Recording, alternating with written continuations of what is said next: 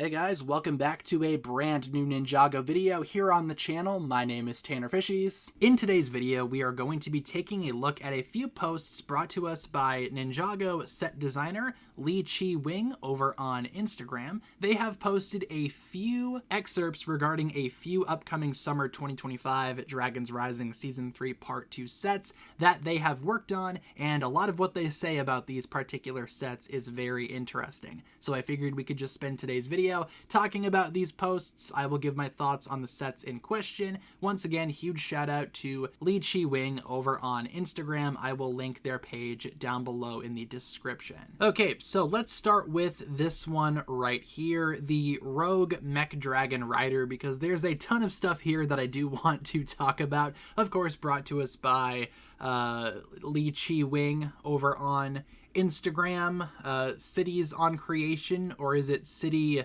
Sun Creation? No idea.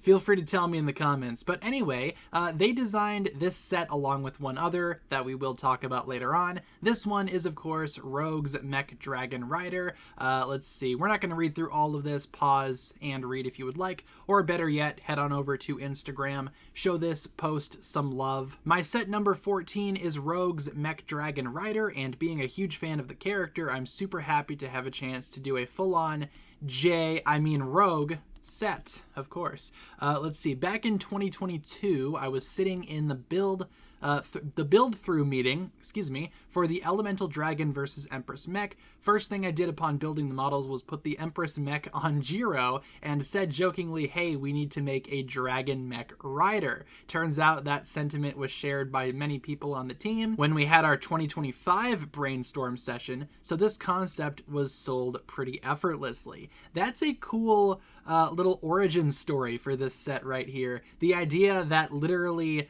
this set was inspired by a joke. Not only that, but the set was also inspired by Jiro from the Elemental Dragon versus Empress Mech set. That is really cool. I love that little origin of this set. And I gotta say, it does look a lot like Jiro. More on Jiro here momentarily. They go on to say how this set tested extremely well, obviously with the target demographic, and again, the dinosaur influence here. Raptor inspired, bulky lower jaw reminds me of a T-Rex. That's what I was saying in my initial breakdown of the sets too. This doesn't really feel like a dragon as much as it feels like a dinosaur or some type of like T-Rex inspired thing. Maybe a T-Rex mixed with a dragon. They also go on to discuss some of the issues with bipedal dragons, how a lot of those issues came about when designing Jiro and Thunderfang.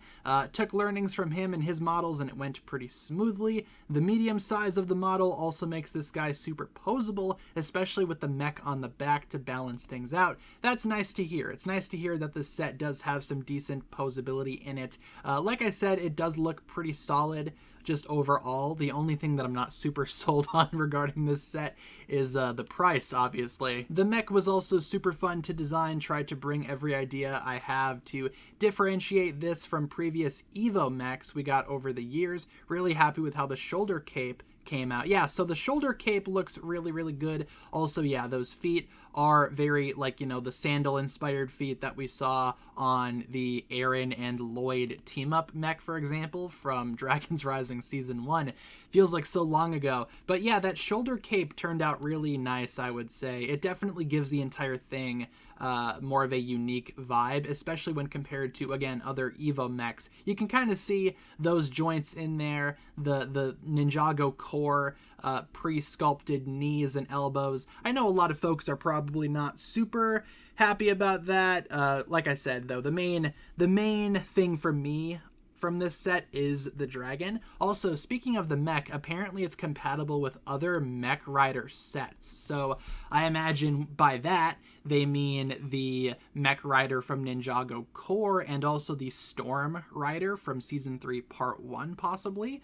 That's interesting. So it seems like we have a little sub-series going on here where the mechs can like swap rides, if you will. But yeah, that's pretty much it for this set right here. I think this set also being a mech dragon, again, makes it more unique and more independent from other Dragons Rising, well, dragons that we've seen so far, especially in the case of Jiro, which is the easy comparison here. both being lightning dragons, but this one, again, is more white in terms of its color scheme, and it's a mech dragon. It's a robotic dragon, not meant to be organic, so that's enough to differentiate that there. Again, the only thing about this set that I'm not completely sold on is the price. I think it is too expensive for what you get here. But still, I would like to try to get this set, and I think I will come August 1st when these sets release, at least for me here in the States. And next up here we have this set, the Lloyd's Mech Jet set, or whatever it's called there. This is the other set that was designed here. Same designer. Set number 15. This is by far the most challenging model I've ever worked on, even more than the Combiner Mech from earlier this year, but it's also my proudest work so far. That's awesome to hear. It's awesome to hear that it's definitely your proudest work there. The concept of the Jet Mech was planned for 2024 summer, but we pulled it late in the game, decided it would fit the whole Storm theme better next year.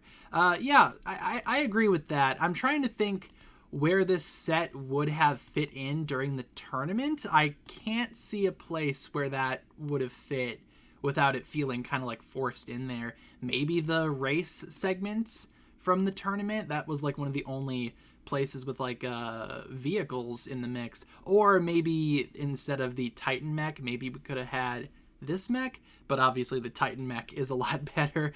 Let's see. Always fascinated by transforming models, decided to give it a try. I did see a video over on Twitter of the transformation for this thing. It does look pretty clean from what I've seen. Let's see. Yeah, more about the transformation here. The transformation is so clean you can do it in 30 seconds, and it has a very unique building experience as you actually build the jet first. Ooh, okay. So you start with the jet mode, then you transform it into the robot. That is rather unique. Yeah, the transformation looks good. Like I said, I saw that video over on Twitter. Not sure where that video came from. I think another set designer posted that or something like that, but still, it does look pretty solid. The jet mode looks good in my opinion. Robot mode, you know, looks decent. It looks fine. Also, we found out that these are not knees, unfortunately. So, again, one of those compromises where, you know, you need to sacrifice some articulation in order to maintain the main gimmick of the transformation there. Also, what's interesting is this segment right here, where they talk about how the bone dragon that Kerr has in this set is actually canon to the show. It made it into the TV show. It's a canon variant of Thunderfang. So I wonder what that means. Now, just given, you know, this isn't like a spoiler for the leaked content, but just given what's out there, I don't think I've ever seen Thunderfang combine with any type of bone dragon, unless they mean this is like the spectral Thunderfang, which we did see at the end of Season 3, Part 1, but I don't know. We still have like a few episodes of Part 2 that have not been leaked, so maybe Thunderfang does combine with the Bone Dragon at some point. I mean, certainly sounds like it, just given what is said here, how it's a canon variant of Thunderfang. And also, lastly, with the color scheme given to Tyr with the white dragon helmet.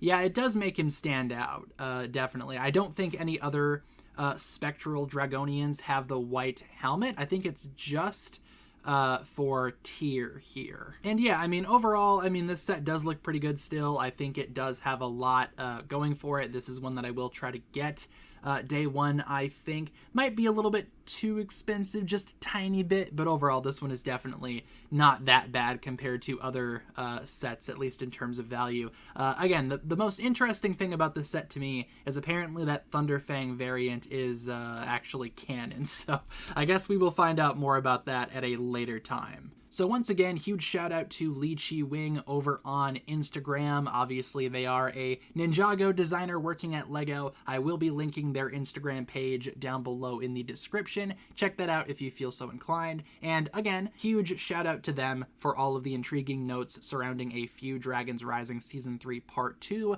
Summer 2025 sets. Thank you so much for watching today's video, everyone. That's going to pretty much wrap it up for my thoughts here. If you guys enjoyed, feel free to like and subscribe. Do all that fun stuff, and I will talk to you guys again very, very soon.